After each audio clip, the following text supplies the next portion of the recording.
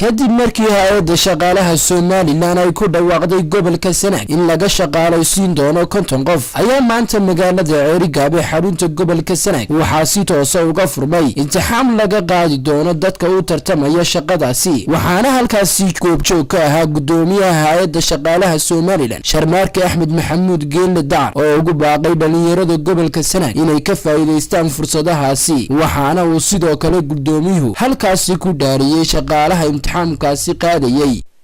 wareen waxa Ilaahay subhanahu wa ta'ala idinka rajeenayaa guul iyo in Ilaahay subhanahu wa ta'ala intii calaful hawshan iyo imtixaankan ay ka soo baxaan imtixaankan aynu maanta qaadayno isla saaka la sameeyay imika la daawacay isla imikana waad gali doontaan waxaan dadajin doonaa insha Allah in natiijadiisa hore soo baxdo ma in imtixaan aynu sidanay oo aynu meel kala nimid ama imtixaan hore u sii diyaarsanaa saacadu imika 12 ku dhawaad waxaynu xilliga imtixaanka u qaadanaa waxa weeye saaka la bilaabay dejintiisa iyo sameyntiisa imtixaan hore u sii sameysnaa marka hore maaha marka labaad waraaqa imtixaankeed gali doontaani magaca meesha ugu tala galay sare waa laga goyn doonaa macalinka imtixaanka saxaya wuxuu sixi doonaa serial number uu garan doonaa uu sixi doonaa hadii aan leeyahay page ka sare ee magaca ku qori doontaan waa laga goyn doonaa serial number baa loo yeeli doonaa macallin walba imtixaanka saxayna wuxuu sixi doonaa serial number kaliya oo ma garan doono qofka uu saxaya hadii aan leeyahay saynu cadaaladda ugu sii dhawaano anigoo ku kalsoon macallimiintan wadano iyo waayeelka runtiina la socda haddana mar kale waxaan sii adkeynaa in qalbigiinu cadaaladda u sii dhawaado waxaynu sideenaa kitaab aynu dhamaantii imtixaanka qaaday ku dhaarino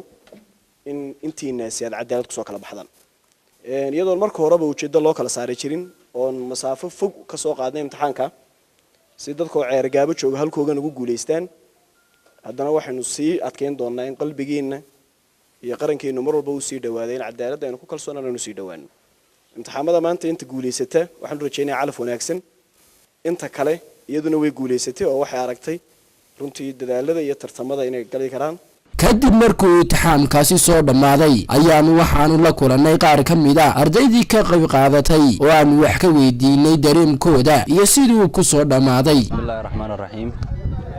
aad baan ugu mahadnaqayaa hay'adda shaqaalaha oo imtixaankeedii maanta si habaysan oo farsamo loo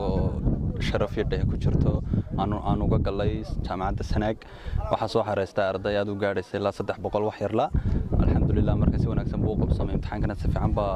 imtixaankana waa la wada galay marka waxaanu rajaynaynaa nasiib wacan arday walba oo imtixaankii ahaana waxaanu rajaynaynaa nasiib wacan iyo guul baan u rajaynayaa ardayda oo dhan alxamdulillah sidoo kale waxaan u mahadnaqayaa hay'adda shaqaalaha iyo gudoomiyaheeda Sharmaarke Geelle iyo waliba siiba ragii interviewga iyo faylka xareynayay intiiba iyo waliba si gaar ah waxaan ugu mahad celinayaa macallinkayga meesha ku arkay Axmed Gahayr aad baan ugu mahadnaqayaa idinka TV-gana STN waxaan u galnay imtixaankii tartanka shaqaalaha dawladda 50kii shaqaale 50kii kaalmo shaqo ee banaanaa ay soo xayeysiisay hay'adda shaqaalaha dawladdu si fiican buu noogu soo dhamaaday ma sha Allah maanta hadii la yiri oo hay'adda shaqaaluhu maanta cadaalad ku kala soori doonto ardayda imtixaanaadka gashay ee bartan ku gashay ee jaamacadaha soo dhameeyay oo qalinkaasi maanta uu noo shaqeynayo